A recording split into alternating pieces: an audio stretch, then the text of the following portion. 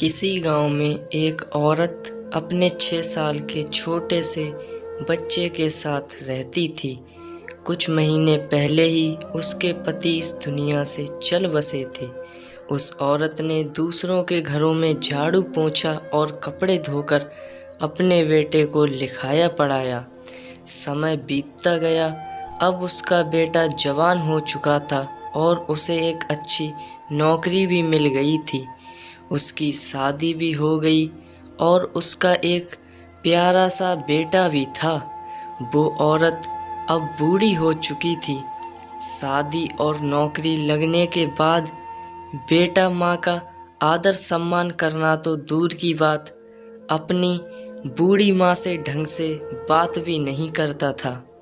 उस बूढ़ी औरत की जिंदगी में बस इतना ही फर्क आया था कि पहले वो लोगों के घरों में बर्तन धोती थी और अब अपने बहू के होते हुए अपने घर में बर्तन और कपड़े धो रही थी और घर की साफ सफाई करने पर मजबूर थी। जो भी था, लेकिन वो थी तो एक माँ ही।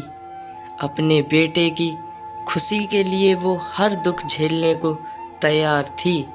बेटे के पास दौलत की कोई कमी नहीं थी। ऊपर वाले की मेहरबानी से हर चीज़ थी उसके पास, लेकिन माँ को उसने अपने घर के अलग कमरे में छोड़ रखा था।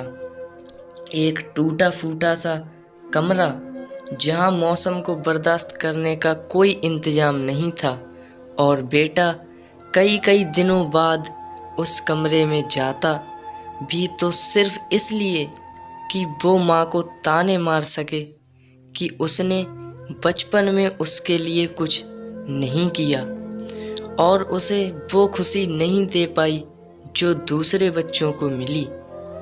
जबकि जितना भी हो सका उसकी माँ ने हमेशा उसे खुश रखने की कोशिश की, उसकी हर ख्वाहिश को पूरा करने की कोशिश की। एक दिन सर्दियों की शाम उसकी माँ अपने फटे पुराने कंबल में सिकुड़ कर बैठी हुई थी और सोच रही थी कि आज जब बेटा घर आएगा तो उसे नए कंबल का कहेगी, क्योंकि यह कंबल बहुत ही फट चुका था और इसमें उसे बहुत सर्दी लग रही थी और अब उसकी कमज़ोर हड्डियों में यह सर्दी बर्दाश्त करने की ताकत नहीं थी। उसे इस बात का यकीन था कि उसका बेटा बड़े ही प्यार से उसकी इस छोटी सी फरमाइश को ज़रूर पूरा करेगा। रात को जब बेटा घर आया तो माँ ने उसे नए कंबल का कहा तो बेटा गुस्से से बोला, माँ अभी अभी काम से घर आया हूँ और आते ही तू अपनी फरमाइश लेकर आ गई हो। तुम्हें पता है ना कि कितनी महंगाई हो गई है। अभी तुम्हारे पोते का स्कूल में दाखिला भी कराना है, उसका यूनिफॉर्म, किताबें भी लेनी है और गाड़ी की किस्त भी भरनी है। मुझे भी अपने लिए एक नई जैकेट लेनी है, तुम्हारी बहू के लिए एक नई शॉल लेनी है। तुम तो सारा दिन घर में ही पड़ी रहती हो, तुम्हें नए कंबल की क्या ज़रूरत है। हमें तो बाहर जाना होता है, तुम किसी तरह ये सर्दी के दिन निकालो। अगले साल सर्दियों के पहले पहले तुम्हारे कंबल का कुछ ना कुछ इंतज़ाम कर दूंगा। बूढ़ी माँ खून के घूंट पीकर चुपचाप अपने टूटे फूटे कमरे में आ गई और उस फटे पुराने कंबल को ओढ़कर टूटी हुई चारपाई पर सिकुड़कर लेट गई।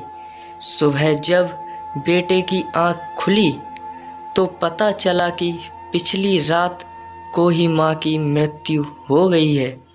बेटे ने अपने तमाम सगे रिश्तेदारों को माँ की अंतिम यात्रा पर बुलाया और मेहमानों की खातिरदारी पर लाखों रुपए खर्च किए। जो भी सब यात्रा में आया वो यही कहता कि ऐसा बेटा हर किसी को मिले, मालिक ऐसा बेटा सबको दे। मरने के बाद भी अपनी माँ से कितना प्यार करता है, लेकिन उन्हें क्या पता कि दुनिया वालों को दिखाने के लिए जो बेटा अपनी मरी हुई माँ के शव यात्रा पर लाखों रुपए लुटा रहा है, पिछली रात को चंद रुपयों के कम्बल ना होने की वजह से ही उसकी माँ सर्दी में सिसक सिसक कर मर गई। दोस्तों, आपको स्टोरी कैसी लगी कमेंट सेक्शन में ज़रूर बताएं और साथ ही चैनल को सब्सक्राइब ज़रूर करें और वीडियो को शेयर करना ना भूलें।